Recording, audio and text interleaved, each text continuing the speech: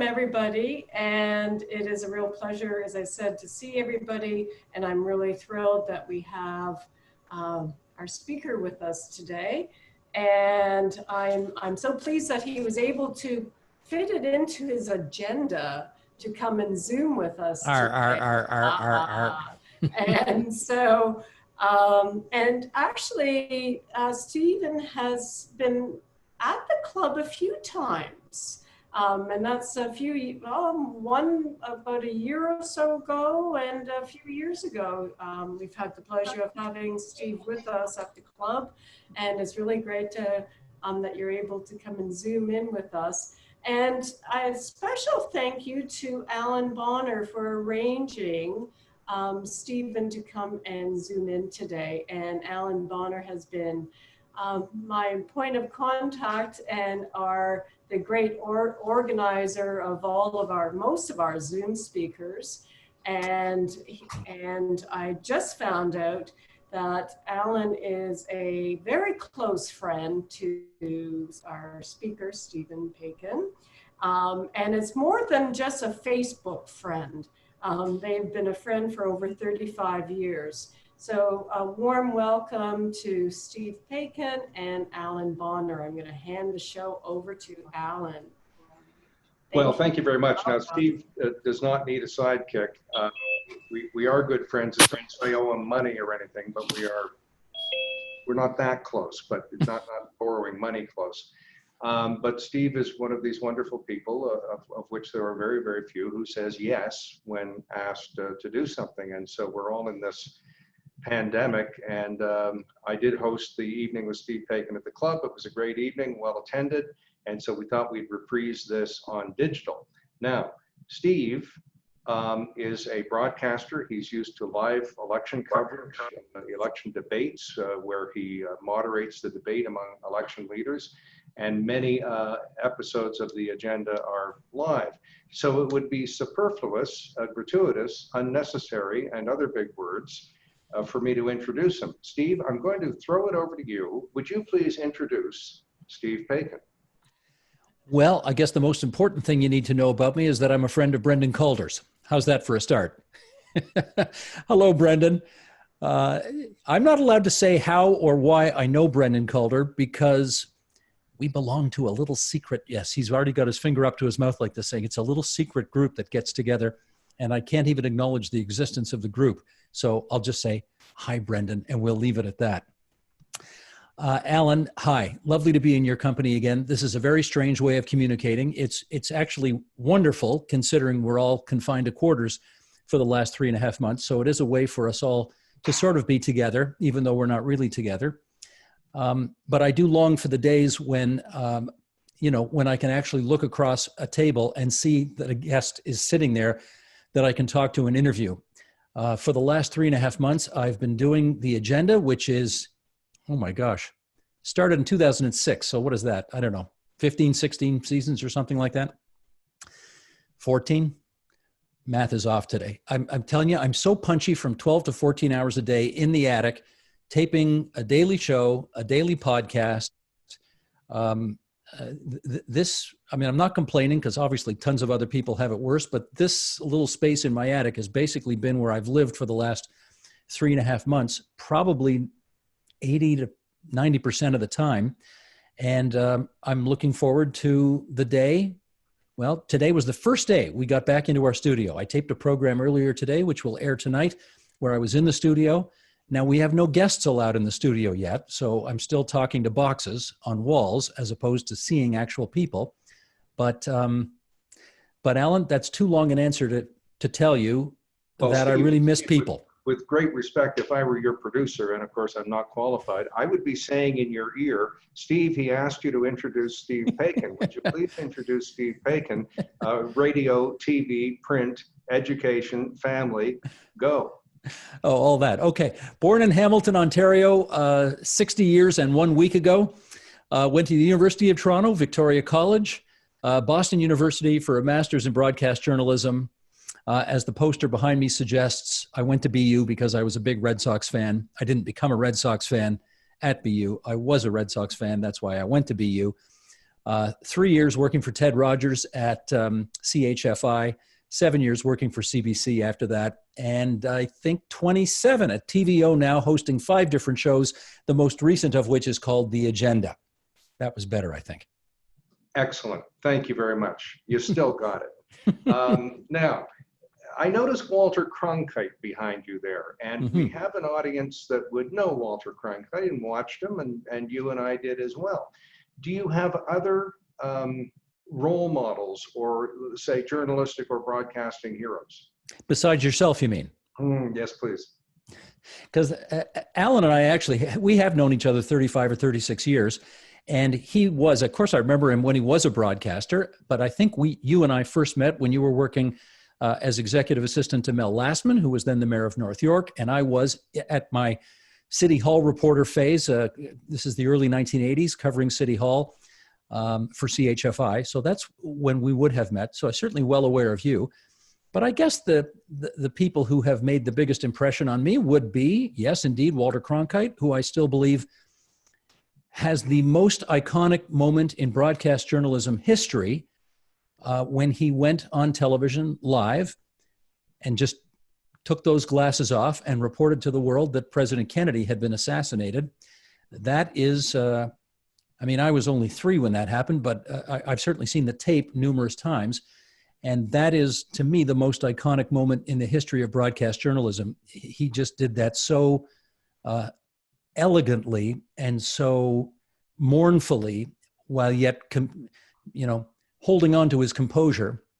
And it was, how can you not be impressed by that? But Ted Koppel would be on the list, Peter Jennings be on the list, Barbara Frum would be on the list. Yeah, there we go. Peter Jennings, the former host of Dance Party? I think he was a little better known for his work. Actually, he was a 26-year-old national anchor on CTV, I think, before he became very famous as the ABC News anchor. But yes, Ottawa's own. And he went down to the U.S. and insisted on pronouncing the word lieutenant. Yes, he did. And other Canadianisms, and then went to London and came back. Steve, while we're on journalism, Phil Graham of the Washington Post called news the first rough draft of history. What say you about that? Yeah, I think that still works. That's a very good way of describing it. I think Carl Bernstein says that we're all in the process of trying to obtain the most verifiable first draft of history that we can at the moment, with the understanding that what we write for today's newspaper or what we put on television tonight, maybe, I won't say out of date, but certainly does not go as far as what we will learn the next day or the next week, or as some of us have done when we write books about things years, even decades after the fact. But yeah, that's what we're going after, the most verifiable set of facts that we can obtain at the time, given the circumstances. And of course, that opens us all up to all sorts of criticisms, because that first version of history seen through my eyes will be different than that version seen through Mark Osterberry's eyes, or Daphne Morrow's eyes, or Brendan Calder's eyes, or Sharon Harris's eyes. We're all going to see it differently, based a lot on our life experience. And it's one of the reasons why you need to have multiple sources on multiple stories coming at you, so that you can have a good balance and understanding of that world that we live in. Now, I have sort of a fake reporter's notebook here that I'm reading from. It's narrow, as you can see, but it's just, I had the props department provide it for me. A.J. Liebling said, "Freedom of the press is for those who own one." What say you to that? I say it's not true anymore. It probably was when he said it, but we are long past the days when a small handful of gatekeepers determined what everybody saw, read, thought, heard. When you and I were kids, they used to say about local news or about owning a television station that it was a license to print money. Definitely no longer the case. Local news is in free fall. They are, they count their nickels like manhole covers now. We know what's happening with newspapers around the world. I still can't believe in Toronto we're a 4-newspaper town. I don't know how much longer we will be, given that probably 3 of the 4 aren't making money. maybe 4 of the 4, but at least 3 of the 4. Anybody who wants, Alan, it's been wonderfully democratic ever since, I don't know, a decade or so ago. Anybody who wants can start their own YouTube channel. And if you got something to say with social media, you'll find an audience.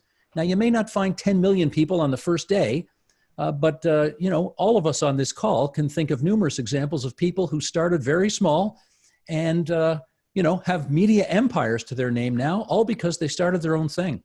So that is a good thing in some respects because it takes the monopoly away from the people who are only rich enough to buy the press. But it's a dangerous thing as well because, any idiot can get a following with some awfully, damaging material. And it requires caution and care. And a lot of that is in short supply today. And just to riff on that a bit, Marshall McLuhan said he was determined to see new media in light of old media. So in some respects, we've been here before because Thomas Paine was a pamphleteer who just happened to, I guess, get enough readership to make a difference. And there were pamphleteers, writing pamphlets against World War I or against the Boer War or whatever. And it was almost the luck of the draw whether you got traction. So is there something new about the media environment we're in, or have we been here before? Well, I guess the way you describe it, it's a phenomenon that has existed before, the notion that, anybody can be a pamphleteer. But of course, today, with the technological capability that we have, you don't have to be a guy on a street corner handing out pamphlets in order to get your voice heard. You can be around the world in seconds. And I think of this name will mean nothing to, I suspect, everybody on this call. It meant nothing to me a year ago.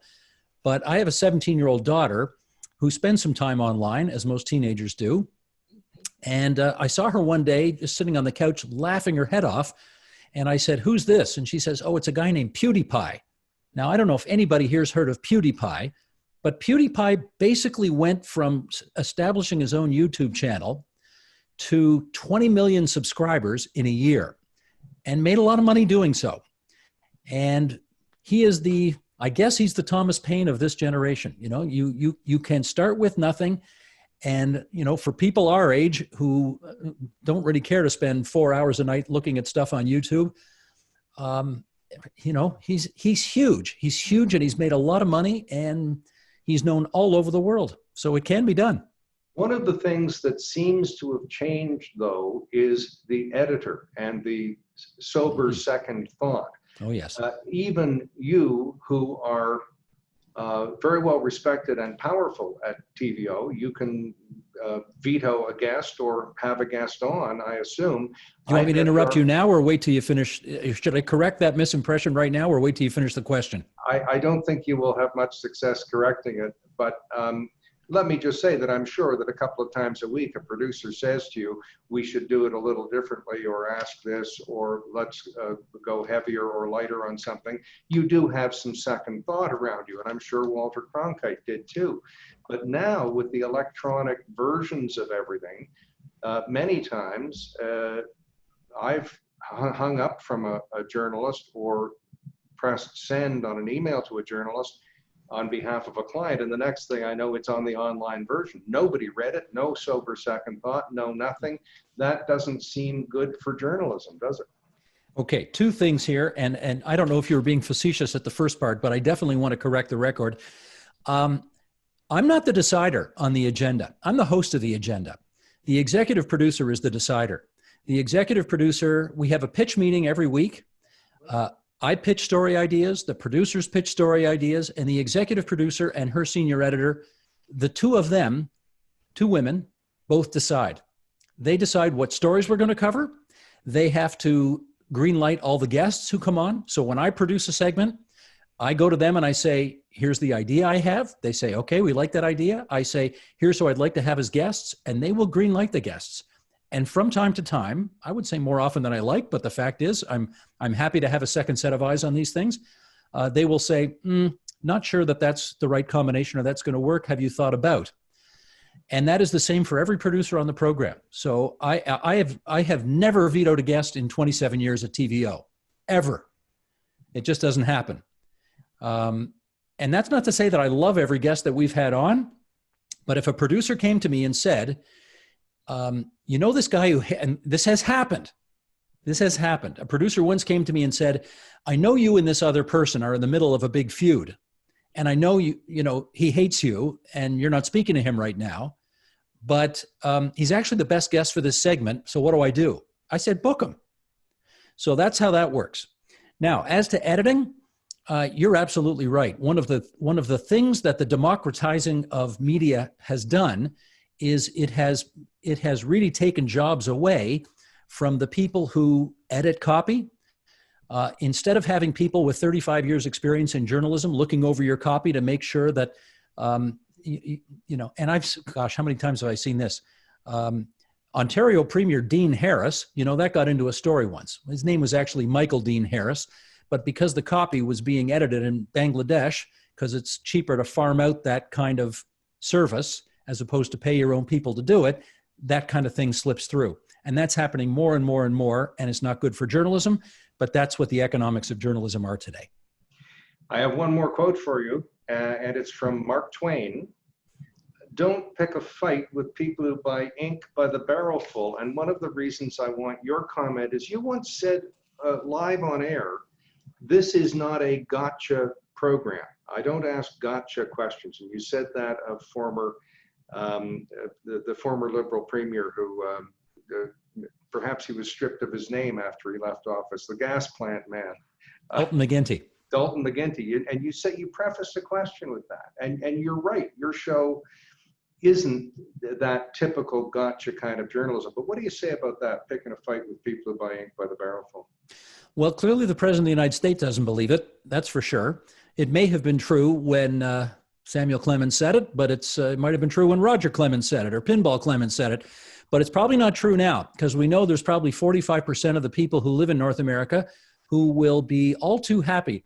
And, people who voted for Doug Ford were all too happy a year ago, or 2 years ago, I guess, 2 years ago, to see Premier Ford take on members of the media hammer and tong. And I know his supporters loved it when he went after the media. And then a pandemic hit. And then I heard Doug Ford say something I thought I'd never hear him say, which was, boy, there's a lot of good journalists in this province, and we need them to get the message out on how to beat this pandemic. And I even read the Toronto Star now. He said there's a lot of good articles in the Toronto Star. I didn't think I'd ever hear Doug Ford say that, but I think in this past year, during which I think probably most people would agree, I mean, that's what the polls suggest, that he has really risen to the occasion and grown as a leader. He's had a rethinking about the role of media in society and the job that media have to do. So, yeah, that's probably enough said about that. And speaking of which, if anyone has a question, just either digitally or literally raise your hand. But I want your take on the daily news conferences that we've seen in Ottawa and in Washington. How useful have they been? Do you wish that you'd been in the audience and could have asked a question? What are the implications for public policy? Well, there's good and bad, of course, in everything, and there's good and bad in these as well. The good, let's start, you mentioned Washington, let's start there. The good was that, they were highly entertaining, I have to say. When Donald Trump would get out there and do his thing, it was highly entertaining. The bad, well, he was also conveying a lot of incorrect information, and members of the press were, I guess, calling him to account on some of the stuff he was saying. Unfortunately, they seem to be living in a fact-free environment in the United States where it doesn't really matter what empirically provable facts are. If you love the president, he can say whatever the hell he wants, and he's okay by you. And if you don't like the president, it doesn't matter what the heck he says, he's going to be wrong every time. I think, fortunately, in Canada, we still live in a place where empirically provable facts matter more. And I like the fact that Prime Minister Trudeau has been out there pretty much every day, taking questions from members of the media. After all, this is his conduit to the people of Canada to talk about what he's doing as it relates to the pandemic. On the other hand, there have been, how do I put this? I don't say this to be overly critical, it's just an observation, but there are numerous times when the Prime Minister starts an answer by saying, we recognize that, or we know that, or we understand that. And I'm now trained well enough to know that when he starts an answer that way, he has no intention of answering the question. He is about to go all around the question, but he's not going to give you an answer. And there are numerous occasions, it happens every day, where a reporter will say, Prime Minister, that's very interesting, but it's not the slightest bit responsive to the question I asked. What I asked was, and they'll go at it again. Now, in terms of trying to get information out to the public, that's problematic because we've only got a half an hour with the Prime Minister, half in English, half in French. So that's 15 minutes if you're an Anglophone, 15 minutes if you're a Francophone. If you have to ask a question twice to get it answered, that basically means 7.5 minutes of questions and answers out of a half an hour.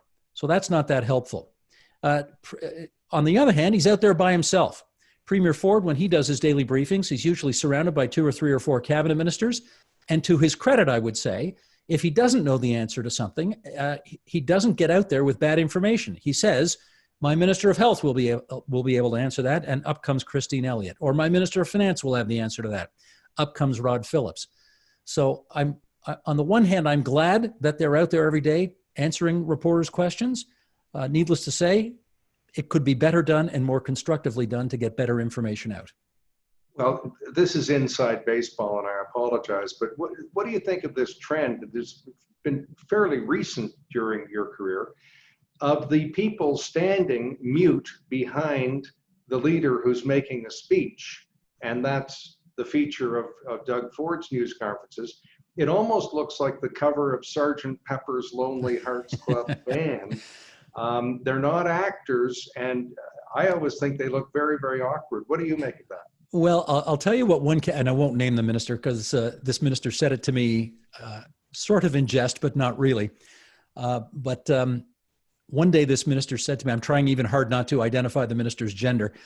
The minister said to me, I want to talk to you later today, but I got to go do the premier's briefing first. I don't think I'll have to say anything. I'm just meeting the room. And that basically meant, I'm wallpaper in the background, but and that's what it turned out to be actually on that day. This minister was meeting the room, and that's part of the job. That is part of the job. I'm sure you remember your hero Walter Cronkite's Witness to Yesterday, I think, program, where he said it was a day like any other, except you were there.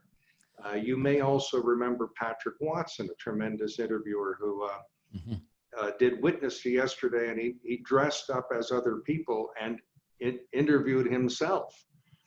So that's my lead-in to say, who do you wish from history that you could sit down and ask a question of? Who would it be, and what would the question be? That is a really hard question to answer because it's a very long list. I mean, wouldn't you love to have? I'd certainly love to have interviewed John A. Macdonald and figure out more about how the heck he put this country together. And I'd like to, who wouldn't want to interview Abraham Lincoln? Who wouldn't want to interview Winston Churchill or Napoleon? Or even more recently, two of my favorite people, Johnny Carson and Frank Sinatra. Who would not want to have interviewed them? It's an endless list. I've been lucky enough to interview some pretty neat people during the course of my so-called career. Bill Clinton's on the list, Jimmy Carter's on the list, Rosalind Carter's on the list, Mikhail Gorbachev's on the list. I guess lots of prime ministers and premiers. But all the people I'd really love to interview, they're all dead. You've written in one of your books that your father used to go to a baseball game and listen in his ear to opera. That's an interesting, eclectic habit. You know what he would say? It's actually crazier than that. We'd be it was almost always at a Ticats game, and because we're from Hamilton, so we'd go to the Ticats games, and there's my dad with his earbuds in, and I assume, this is a long time ago. This is in the days of transistor radios and that kind of thing. And I said, "What are you listening to?" And he'd say, "Marcel Marceau." And he's a pretty funny guy. But I think most of the time he was actually listening to the broadcasters of the game that we were at. But every now and then, I think he probably snuck the opera in there too. Well, you come from an eclectic background, and that was my lead in to say, not a lot, I mean, a lot of disc jockeys would say they wish they could have interviewed Frank Sinatra and then would list a whole bunch of others. You had an interesting and eclectic list of people. To what do you attribute your wide interests? Is it your dad? Well, it would be both my mother and father, who were, there's really been three seminal influences in my life. My parents, the school I went to growing up in Hamilton, and the summer camp I attended, which, believe it or not, my dad also attended in the 1930s. Camp was around for a long time. He was a camper and counselor there. I was a camper and a tripper and a counselor there. So those are the three big influences on my life. And my parents are very, very interesting people. Boy, where do I start? My mother was the chair of governing council at U of T. She was on the board of Southern. She was a chair of McMaster University Medical Center. She was a chair of Atomic Energy of Canada. She was a chair of Ontario Council of Health. She was a chair of the Ontario Council on University Affairs. Both parents were presidents of the Hamilton Philharmonic Orchestra. I'm probably forgetting a dozen or so other things that my mother did. But I mean, she's got the Order of Canada. Her portrait hangs in Simcoe Hall. My mother, who's 84 now, was a very big deal and a very heavy hitter back in the day. She's still a heavy hitter for me, but for the rest of society, she was a person who liked to get her feet wet and get involved. And my dad plays. My dad's about to turn 87, and he still plays the clarinet in a band when he's down in Florida. And he's I think he's still the treasurer of the Hamilton All-Star Jazz Band. He certainly is a great volunteer for them, loves his music. And, for a guy who was a chartered accountant once upon a time and then went into the seal business in Hamilton, he's got such a cultured, artistic, interesting set of interests. So, if I do, I'm sure it's from them. It's funny, I've always associated sealing with Newfoundland, not Hamilton. Are there lots of seals in Newfoundland or in Hamilton? Steel. Oh, steel. I thought you said Yes. seal. Okay. No. Terribly. So I can just picture him out there clubbing the poor seal. No. Yes. And I notice that you are still slim. And do you attribute weekly hockey to that? And how long are you going to keep playing hockey? I am not as slim as I was when this pandemic started. And the reality is I've probably put on 10 or 15 pounds and everything fits a little more tightly than it used to. But, I think a lot of people who are listening to this would understand that when you've been indoors all day long, and then you go downstairs for 6 o'clock, join your family for dinner, and then maybe you watch a show together, and then you're back upstairs for another 2 hours after that, prepping for the next day. Like chocolate, breakfast, lunch, and supper. I cannot resist the chocolate chip cookies, and I have the waistline to prove it now. Yes, I until this pandemic hit, was still playing hockey once a week, which I love to do, and I hope when the next season starts in the fall, we'll be able to get back to it, but who knows? And I guess the only thing, now that the gym is closed as well, the only thing I do now to try to maintain at least a little fitness is I go for about an hour walk every morning, about 6:30 to 7:30. And I got this kind of new thing going, Alan. I take pictures of rectangular shaped houses. I noticed one day I was walking around the neighborhood and 99% of the houses have pyramid shaped roofs, and every 100th house or something has a flat roof, and it's the most either interesting or bizarre architecture. I'm not sure. And I've taken pictures of them and put up on Twitter, and people weigh in on what they think of the designs and all of that. And it's just given me sort of a little purpose for these morning walks, to notice things that I otherwise haven't noticed. And I've, of course, got the earbuds in and I'm listening to all sorts of podcasts and trying to keep up on stuff. But that's it, basically. That's why I've put 15 pounds on. Well, rectangular houses, I was going to say you really need a hobby, but maybe that's your hobby. I've been watching Dan Rather do some interviews, and he's on Crave, I guess. 88 years old. So incredible. You got a few renewals in your contract coming to keep up with him. But he he asks a question, that I think is a pretty good question. Who are you really? I mean, when you're home, and you are home now. But one of the things I want to know is you consume a lot of books. And there's a great story about one of the Hollywood moguls, could be Sam Goldwyn or somebody. Did you read X book? He was asked. He said, I wanted to read that book, but another studio bought it. So what do you read when it's for no good reason other than your own enjoyment? It's not an author you're going to interview. It's not research. What do you like to read?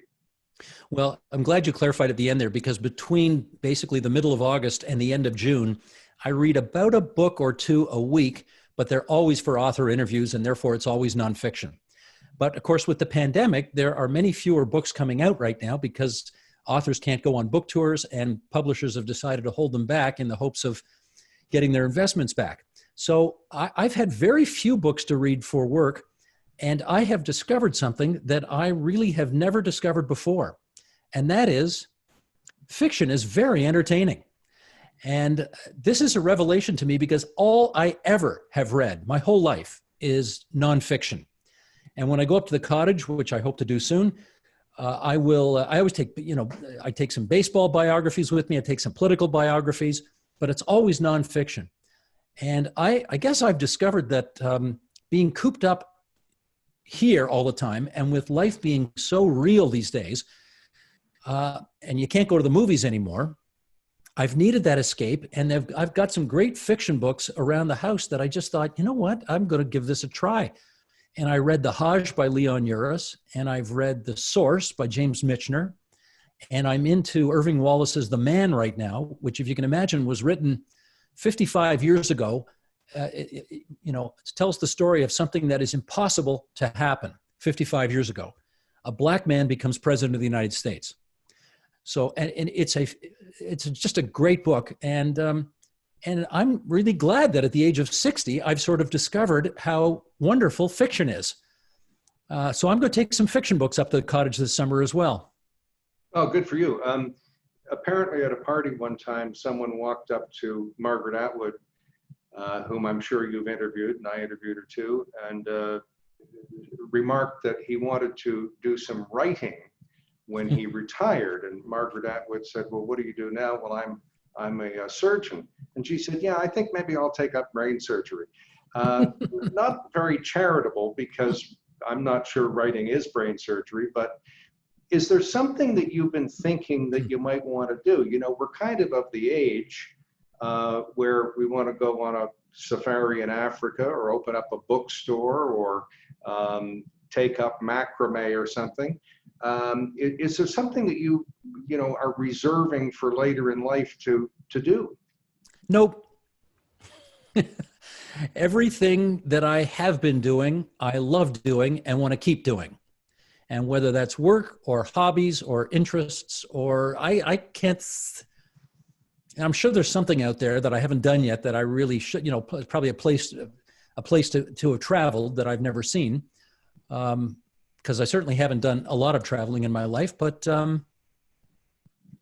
nothing's coming to mind. In terms of broadcasting, you're a kindred spirit with Keith Olbermann, who is excellent at both sports and at news and live coverage and interviews and all that stuff. People may not know, for at least a year you did a sports program on radio, and you could be equally successful at that. Any draw there? Well, I guess you've just put something in my head.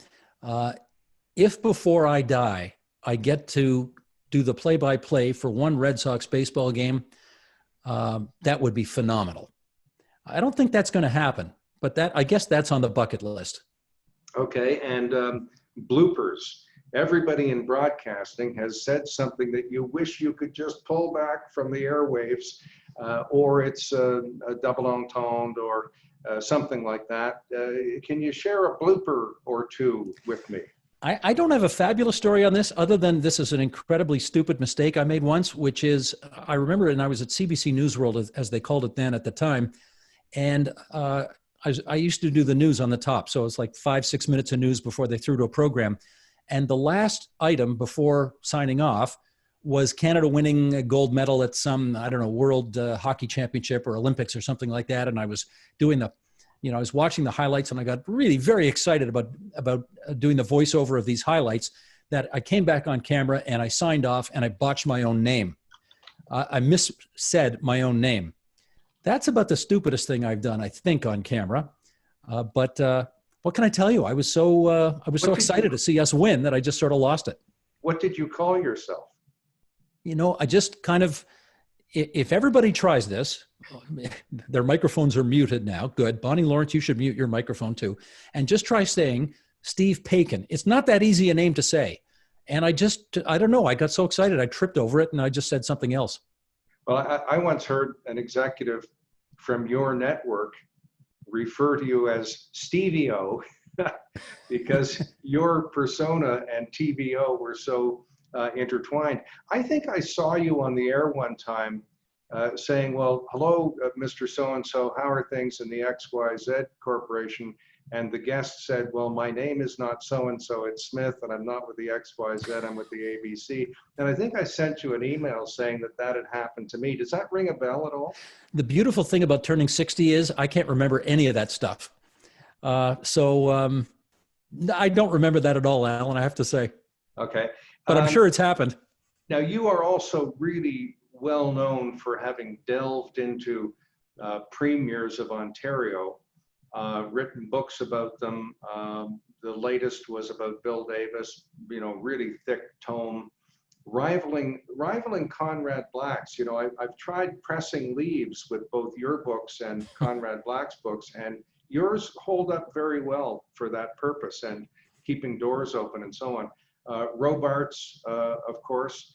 How do you think, do you have any comments on how any of those premiers whose personalities you really know and have researched, how they would be handling this current emergency? I think about that a lot, actually. I think about a few things. Number one, how they'd handle this current situation. And I think about how they would handle the hothouse 24/7 media and social media culture in which we now live. I'd like to think that Bill Davis, who was Premier from 1971 to 1985, second longest serving Ontario Premier ever, a man of really quite good judgment, 4 elections in a row, 4 election wins in a row. No one's done that since 100 years ago. I'd like to think that he would be just as effective at his job today as he was when he served. But the truth is, you really don't know. And part of Mr. Davis's genius was that he was able to size up the competing interests in his province and country and kind of find what the sweet spot was that he thought would get the biggest amount of buy-in and bring people mostly together around whatever that position would be. And he was obviously very successful at it because I think he could have won a 5th election had he not retired when he did in 1984. But those skills, I'm not sure those skills are as prized today as they once were. Today, you need a mantra, you need a message. It's got to be simple. You got to beat people over the head with it over and over again. You got to be, you probably got to be super good on TV. And it seems that like really good judgment is less important than those other things that I mentioned. So I don't know how Bill Davis would do today. I'd say the same thing about John Robarts, who had a very successful premiership from 1961 to 71. So much of what we have in the province of Ontario today happened during those years of the 1960s. New universities, the whole community college system, Ontario Place, the Science Centre, GO Transit, nuclear power, Niagara Escarpment Commission. I mean, John Robarts as Premier, with Bill Davis as his Minister of Education and Minister of Colleges and Universities, they really had a great run. But they were different times. The issue was not how do we get out of deficit. The issue was how do we spend this revenue fast enough. The revenues are coming in so quickly. So they were really able to build something impressive. So it's certainly, it's different skills, it's different times. I'll tell you what, and I don't say this as a criticism of Doug Ford, it's just an observation. When Bill Davis became Premier in 1971, at the very tender age of 41, he'd been in public life already for, I guess, 11 or 12 years, 9 of them in cabinet. When Mike Harris became Premier of Ontario, he'd been an MPP for 14 years. had been a cabinet minister for a short time as well. When Dalton McGuinty became premier, he'd been a MPP for 12, 13 years. Kathleen Wynne had been a senior cabinet minister for 10 years by the time she got into power. My point is that they all came to that office, that hardest job in Ontario politics, with a lot of experience. And Doug Ford took over the job with no experience at all provincially and 3 years on Toronto City Council, 3 or 4 years on Toronto City Council, during which he basically spent most of the time, and I don't say this to be a smart aleck, it's just the case, trying to keep his brother out of trouble. And we know his brother was going through some existential crises at the time. So he came into power really with no institutional memory at all, and then found himself, a year later, neck deep in, the worst pandemic in 100 years. And I think because people's expectations for him were so low, he's actually overperformed. And you can see him. He's kind of grown into the job before our eyes. And the guy who, I like to make the comparison with Trump. Both Trump and Ford were elected to be disruptors. They were both populist politicians. They wanted to run against the elites and the status quo and really shake things up. And Donald Trump never grew in the job. He's still, I don't know what he is, but he's still, he's just kind of a disgrace. And Doug Ford, to his great credit, has learned on the job. And he's my gosh, he was doing a briefing the other day, Alan, and he quoted Section 22 of the Health Act without looking down at notes. Now, when Doug Ford got elected 2 years ago, he couldn't tell you how a bill became law. So, you have to recognize when somebody has grown in the job and done well. And so, he's entitled to those compliments.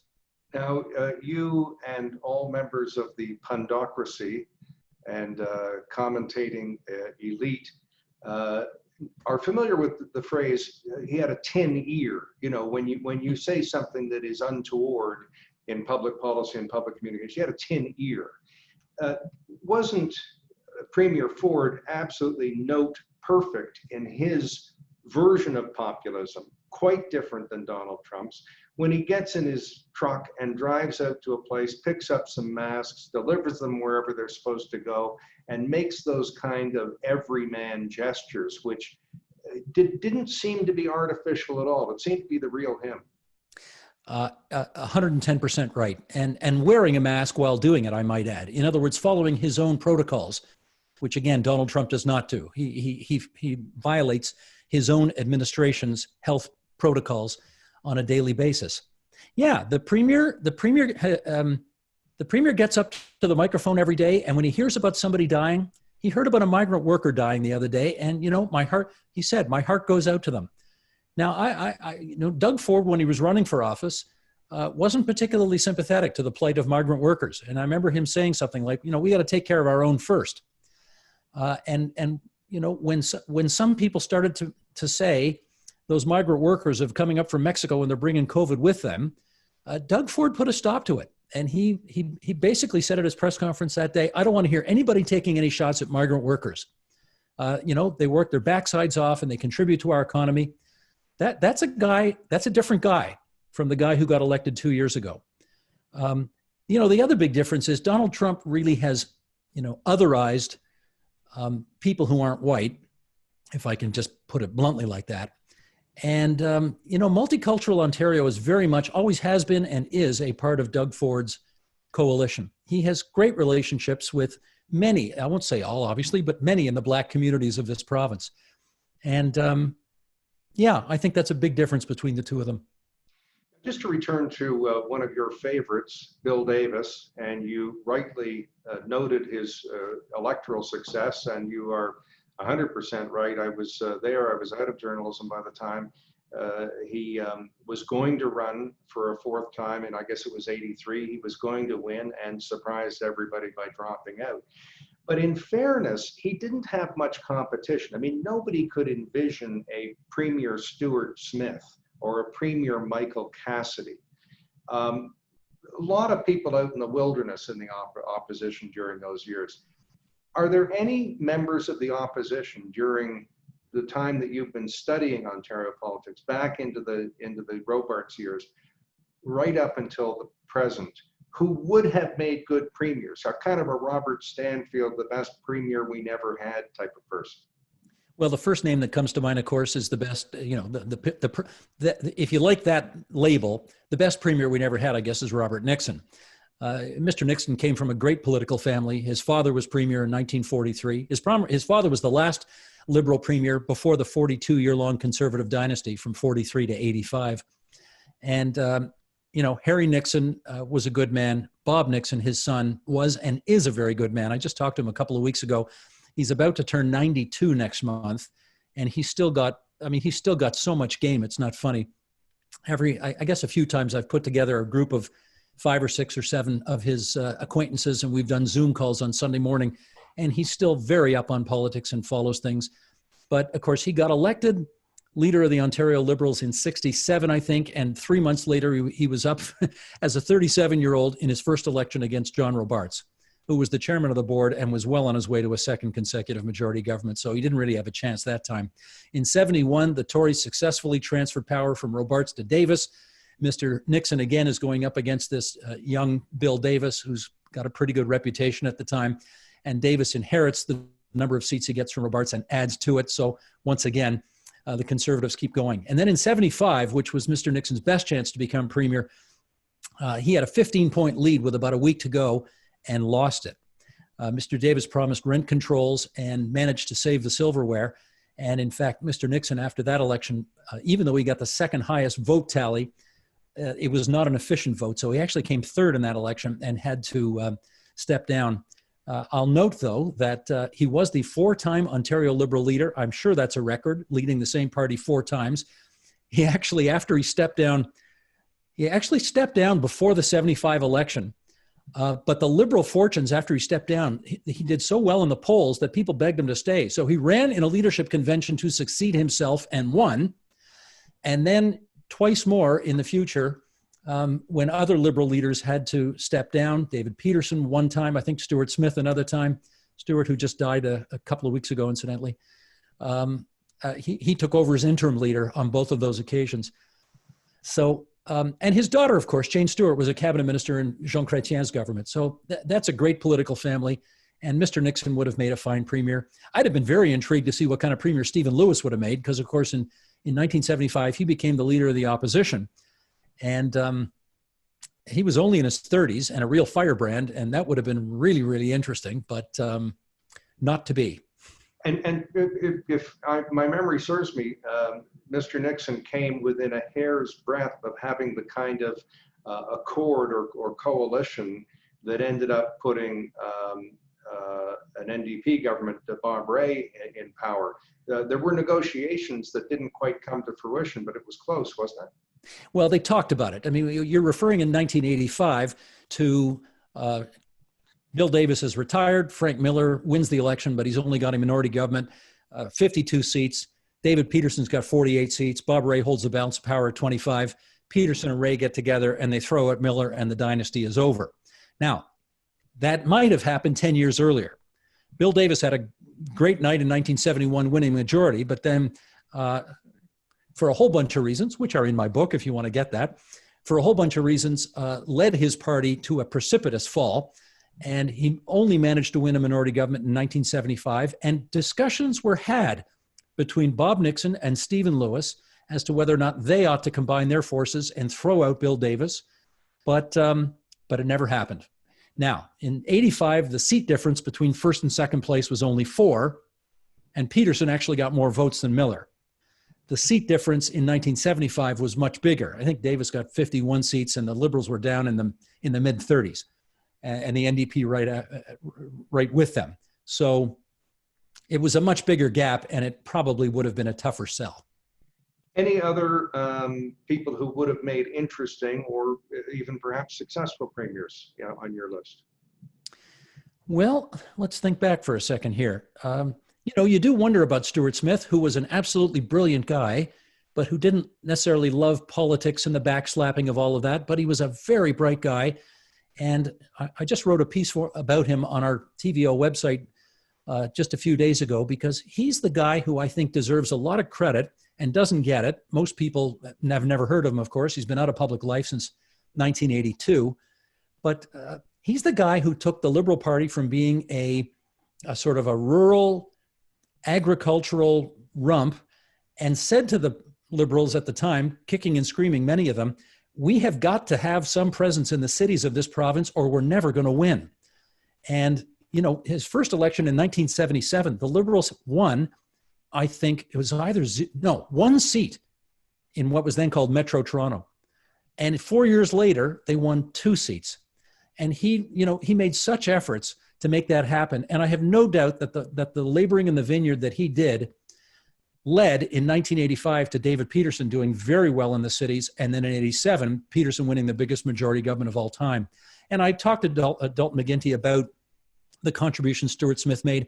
And I really think it's fair to say that the Liberal Party, which you got to remember, before the last election, when of course they got decimated, but before the last election, the Liberals won every single seat in Toronto for 4 straight elections. Almost every single seat. And almost every single seat in Toronto for 4 straight elections. And the Conservatives had none. Now, when we were kids, it was called Tory Toronto because the Conservatives owned Toronto and a lot of the cities in the province. And then the Liberals took over. And I think Stuart Smith gets a lot of the credit for making that happen. You know, would Tim Hudak have been a good premier? I don't know. Maybe. You know, Frank Miller had a shot at it but he took his party too far to the right, and he seemed like yesterday's man and the last generation as opposed to the next generation. So not sure he was the guy. John Tory, I think, yeah, good point. John Tory would have followed the Bill Davis playbook, no doubt about it.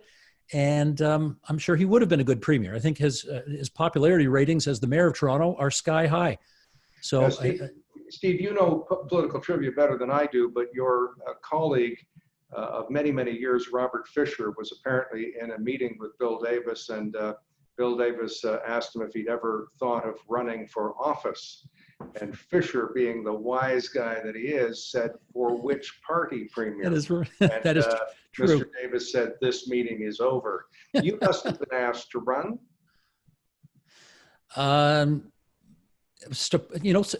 Surprisingly enough, no.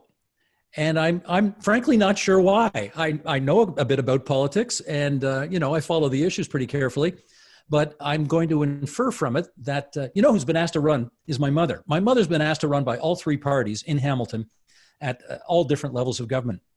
And I think I take after her because she said no to them all. And if I were asked, of course, I would say no as well.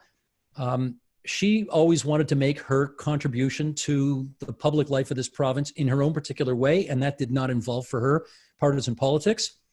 My favorite story about my mom is that in 1981, she was on the governing council of the University of Toronto. I guess she was the chair of the governing council at the time, having been appointed to that position by the progressive conservative government of Bill Davis.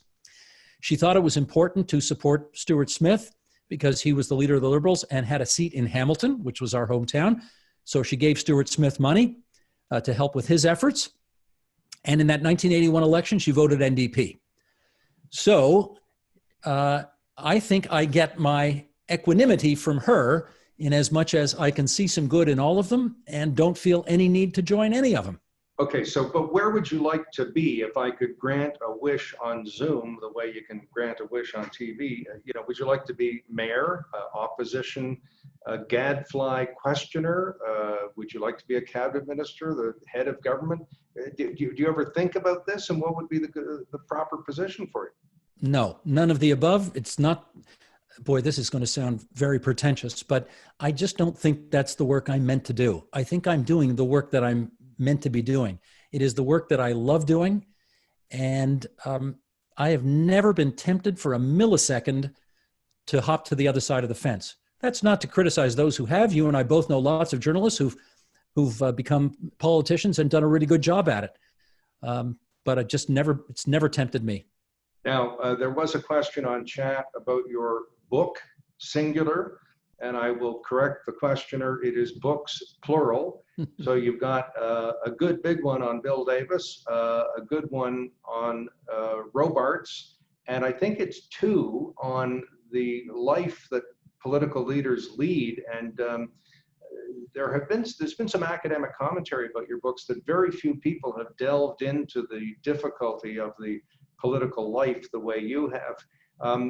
Can they go to a website? Do you have a website where they can look at these books? I sure don't, but I'm sure they're available for $2 on Amazon or something like that at this point. But I think I've written 7 or 8 books, and the first one was 20 years ago. I wanted to know why people would. Bill Davis said something to me one time. I did an interview with him a year after he got out of public life, and I went to his law offices at the, for him, appropriately named law firm Torrey, Delorier and Bennington, as it was then called, Torrey's today. And we did an interview which was completely unmemorable. And at the end of the interview, as we were tearing all the lights down, I said to him, Premier, which I still call him to this day, Premier, this must be the best job you've ever had. I mean, you're making 5, 6, 7 times as much money now as a corporate lawyer than you ever made as Premier. You don't have to worry as you did during the minority government years that your job was going to come to an end at the end of the day. You're seeing more of your own grandchildren than you ever saw of your own children. You have some sanity in your life. You don't have media pecking away at you all the time, trying to find fault with what you're doing. This is just the best job you've ever had, right? And he said to me, Stephen, let me tell you something. This job, corporate lawyer, on its most fascinating day, can't touch being Premier of Ontario on the dullest. And that just stayed in my head. And I thought to myself, what is it about this life that is so intriguing and intoxicating for a man like Bill Davis, who could do any number of different things in his life? And that eventually, the sort of exploration of that notion was the subject of my first book, The Life, The Seductive Call of Politics. The follow-up to that was The Dark Side, The Personal Price of a Political Life, and The Downside of Politics. Then, yes, a biography on Mr. Robarts. Then I did a book on all the premiers from Robarts to Kathleen Wynne called Paikin and the Premiers, Personal Reflections on a Half Century of Ontario Leaders or something like that. I wrote a book about hockey in there. I wrote a book about a buddy's father of mine who was a Holocaust survivor. I wrote the foreword for a book about David Peterson. I wrote the Bill Davis book. And now I'm all booked out. Well, I Steve, have no plans. If I can quote Mr. Davis, I have no plans to have any plans to write any more books. I feel like an old-fashioned open line show host because we have another question from the chat room, and that is, would you please comment on Mike Harris a little more? In fact, I can tell you, I can comment more on it this Friday because Mike Harris is going to be the guest on the agenda Friday night, because 25 years ago this Friday, he was sworn in as Ontario's 22nd Premier. He was the first Premier to go from taking his party from 3rd place to 1st place in one election in 72 years when he did it. I know that a lot of people still to this day, even though he's been out of public life for almost 2 decades, I know a lot of people still can't stand Mike Harris. It's amazing how many times his name is still invoked in the Ontario legislature when the Liberals or New Democrats don't like something that the Tories have done.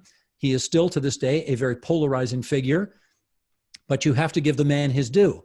He took a party that was bankrupt, both in terms of policy and money. He basically created it. He recreated it in his own image. He was not really that interested in having a moderate, pragmatic, progressive conservative party. He was more interested in creating a more to the right, reform party style, more populist conservative party. He managed to grow it. He managed to get support for it. And his timing was good. After 5 years of Bob Rae, people wanted something dramatically different as opposed to just a little bit different. And they went all the way over from the left, and they went right past the center, past Lynn McLeod and the Liberals, and they went right over to the right, and they picked Mike Harris. And Mr. Harris, for all the criticism of him, got a higher percentage of the popular vote on Election Day in 1995 than Bill Davis ever did in any of his elections.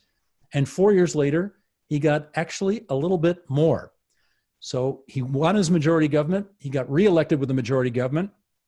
He promised that by the time he was done, there wouldn't be a single blade of grass not trod upon by some protester at Queen's Park, and he was good to his word. You wouldn't say about Mike Harris's style of governing that he wanted to find the sweet spot among the competing interests in society. He had exactly in mind what he wanted to do, and he did it, and he didn't care how many teachers were protesting in the streets or how many members of the labor movement were protesting in the streets. He did what he wanted to do. And, you know, historians can have a good argument about whether or not that was ultimately in the long range best interests of the province and harmony and social cohesion, or whether it was just good for, you know, the people who put him there. He danced with the ones that brung him, that's for sure. I seem to recall a day at Queen's Park when it was both truckers and nurses or two other diverse groups who were protesting. And the word among political operatives is if you can annoy those two groups on the same day, you must be doing something right. Well, of course, the difficulty with common sense revolutions is that the revolution tends to burn out after a while.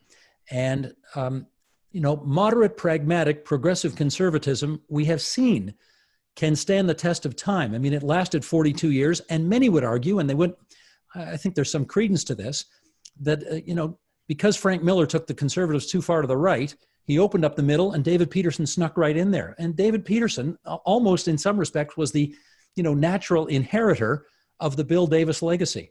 And you could say the same thing about Dalton McGuinty on some days of the week, you know, that he governed in a style that was more consistent with Bill Davis than with anything particularly hard left, and certainly a far cry from what Robert Nixon's agrarian, more, you know, conservative liberalism would have represented. So I don't know. Call me old-fashioned, Alan. I still think most of the votes are in the middle.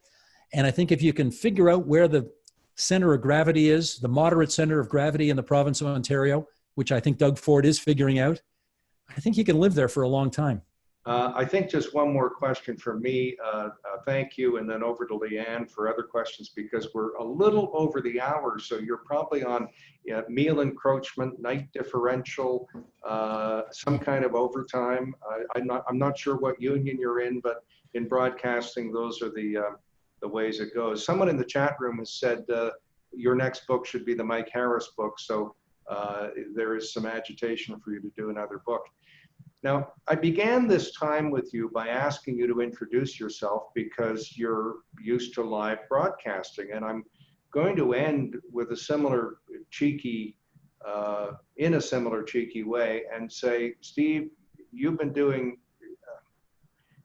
3, 5, 8, 10 interviews a week for 30 years or so.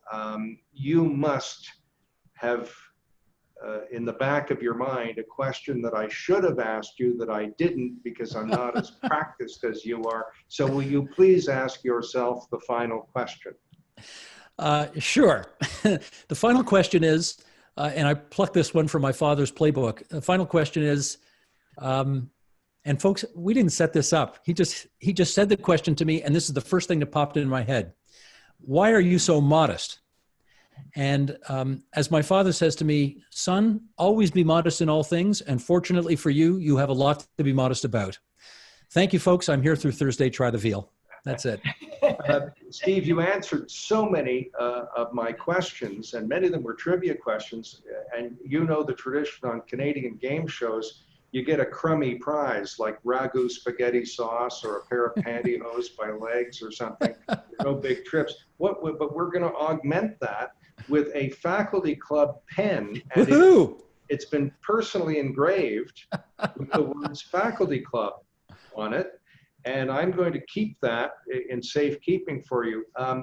Leanne, I can feel the hook, you know, so I'm done.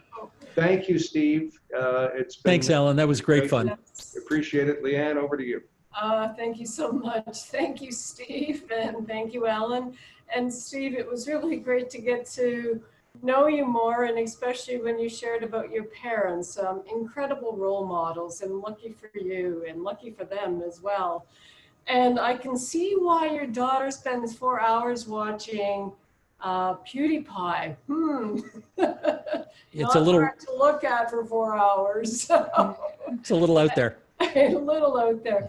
We'll make sure that we circulate your books on our email blast to our members as a follow-up with a special thank you to you, and also on social media. So we really appreciate your time. Love to be able to beg you to stay for another hour. I think this has been a very lively and very entertaining Zoom session.